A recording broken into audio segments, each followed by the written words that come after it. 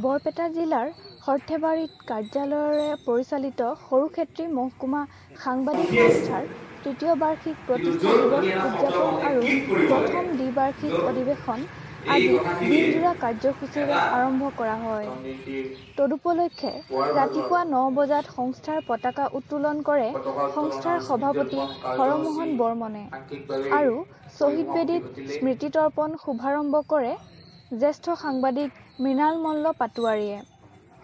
10 বজাত নতুন সমিতিৰ বাবে বিষয় বাছনি সভাৰ পিছতেই 11 বজাত মুকলি সভা অনুষ্ঠিত হয়।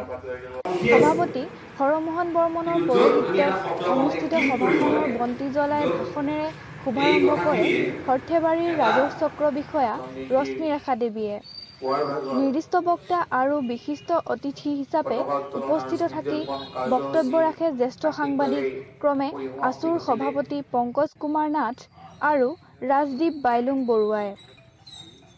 বহু সংখ্যক গণমান্য ব্যক্তিৰ উপস্থিতিত মুকলি সভা সম্পন্ন হয়।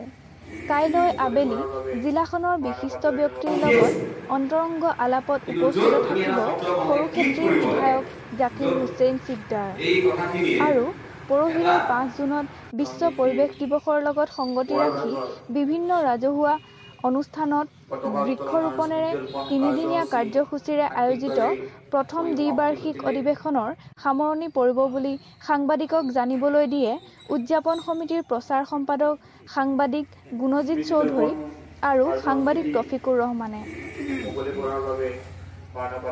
সংশোধনী বিধেয়কখন যদি অসমত গৃহীত হয়, অসমীয়া জাতিৰ ভাষা সংস্কৃতি ঐতিহ্যৰ কোনো অস্তিত্ব নাথাকিব।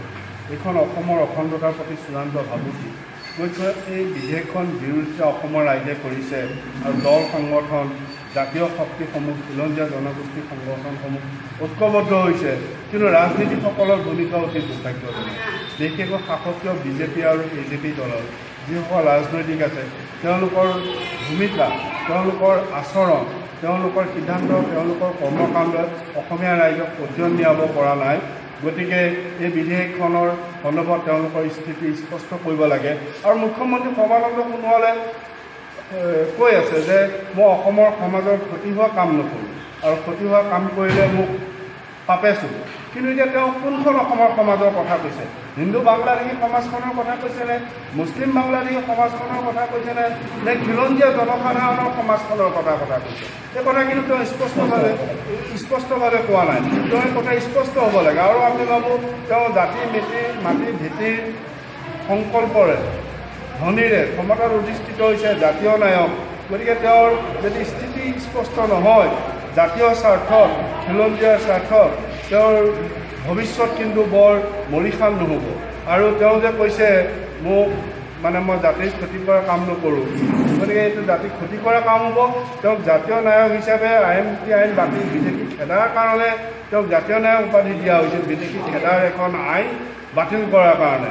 আৰু তেওঁ যদি এতিয়া বিদেশী অনাৰ প্ৰচেষ্টা কৰে তেওঁ জাতীয় নায়কৰ বা খলনায়কলৈ ৰূপান্তৰ হ'ব। আৰু তেওঁ কৈছে যে মোক পাপে চুব। তেওঁ যদি এই আইনখন বলবৎ কৰাৰ পৃষ্ঠপোষকতা কৰে, আমি ভাবোঁ পাপে চুব নহয়, তেওঁ পাপৰ মহাসাগৰত ডুব যায়।